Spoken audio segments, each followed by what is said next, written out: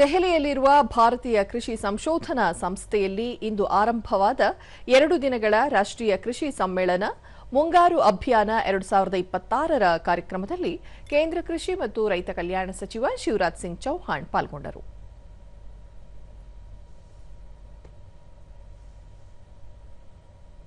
भारत आज लगातार विश्व को इसी तरह प्रकाश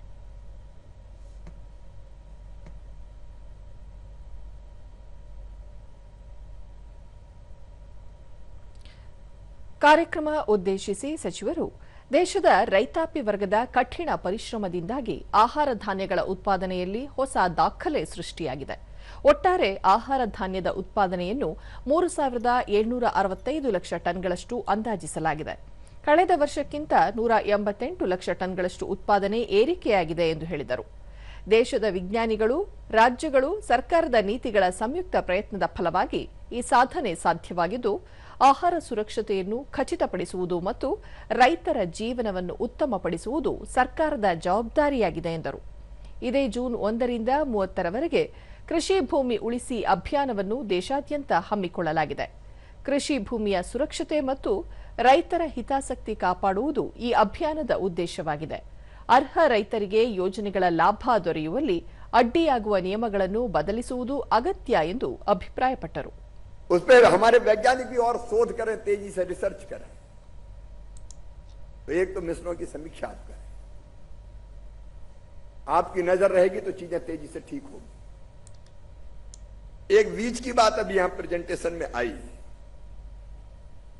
मित्रों, बीज उत्पादन के लिए प्राण है और मुझे ये कहते हुए कभी कभी चिंता होती है कि आज भी अच्छे बीजों की समय पर उपलब्धता एक चुनौती है. आईसीआर ने कई किस्में रिलीज की है, उसके परिणाम भी निकले. गेहूं, चावल हमारे सामने दिखाई दे रहा है, लेकिन इसके बाद भी सही समय पर सही बीज पहुंचना आज भी ये बड़ी चुनौती है. मैं राज्य के माननीय कृषि मंत्रीगणों से निवेदन करना चाहूंगा, अभी खरीफ की फसल के लिए भी सही बीज सही समय पर पहुंच जाए. ಬಳಿಕ ಸುದ್ದಿಗೋಷ್ಠಿಯಲ್ಲಿ ಸಚಿವ ಶಿವರಾಜ್ ಸಿಂಗ್ ಚೌಹಾಣ್ 2026ರ ಮುಂಗಾರು ಬೆಳೆಗೆ 173 ಲಕ್ಷ ಟನ್ ಬೀಜ ಸಂಗ್ರಹವಿದ್ದು, ಬೇಡಿಕೆಗಿಂತ ಹೆಚ್ಚಿನ ಬೀಜ ಲಭ್ಯವಿದೆ. ರೈತರಿಗೆ ಗುಣಮಟ್ಟದ ಬೀಜ ತಲುಪಿಸಲು ಸರ್ಕಾರ ಕ್ರಮ ಕೈಗೊಂಡಿದ್ದು, ಯಾವುದೇ ರೀತಿಯಲ್ಲಿ ಕೊರತೆಯಾಗುವುದಿಲ್ಲ. 1 ಲಕ್ಷಕ್ಕೂ ಅಧಿಕ ಕ್ವಿಂಟಾಲ್ ಪ್ರಮಾಣದ ರಾಷ್ಟ್ರೀಯ ಬೀಜ ಭಂಡಾರವನ್ನು ರಚಿಸಲಾಗಿದೆ ಎಂದು ಹೇಳಿದರು. ಈವರೆಗೆ 9,17 ಲಕ್ಷಕ್ಕೂ ಅಧಿಕ ರೈತರಿಗೆ ಕಿಸಾನ್ ಕಾರ್ಡ್ಗಳನ್ನು ವಿತರಿಸಲಾಗಿದೆ. ವಿವಿಧ ಯೋಜನೆಗಳ ಲಾಭ ಪಡೆದುಕೊಳ್ಳಲು ಪ್ರತ್ಯೇಕ ದಾಖಲೆಗಳ ಅಗತ್ಯವಿರದಂತೆ ನೋಡಿಕೊಳ್ಳಲಾಗಿದೆ.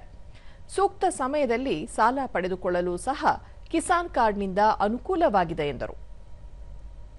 खेती में इनपुट डालने के लिए पर्याप्त धनराशि जुटा सकें, इस पर भी हम लोग काम करेंगे. एक बड़ी संख्या में टेनेंट फार्मर हैं जिनके पास खुद की जमीन नहीं है, लेकिन जो लीज पर या बटाई पर जमीन लेके खेती करते हैं, इस पर भी व्यापक पैमाने पर राज्यों से विचार विमर्श हुआ था. कुछ राज्यों ने उनको भी योजनाओं का लाभ देने की एक सिस्टम बनाया है. तो उस सिस्टम पे भी पूरे अखिल भारतीय स्तर पर विचार करके उनको भी, क्योंकि वास्तव में किसान हैं, खुद खेती करते हैं, दिनों रात मेहनत करते हैं, उनको भी आंध्र प्रदेश सहित कई राज्यों ने कुछ अलग अलग तरीके की योजनाएं और तरीका बनाया पहचानने के, तो उस पर भी पूरे देश में काम किया जाएगा.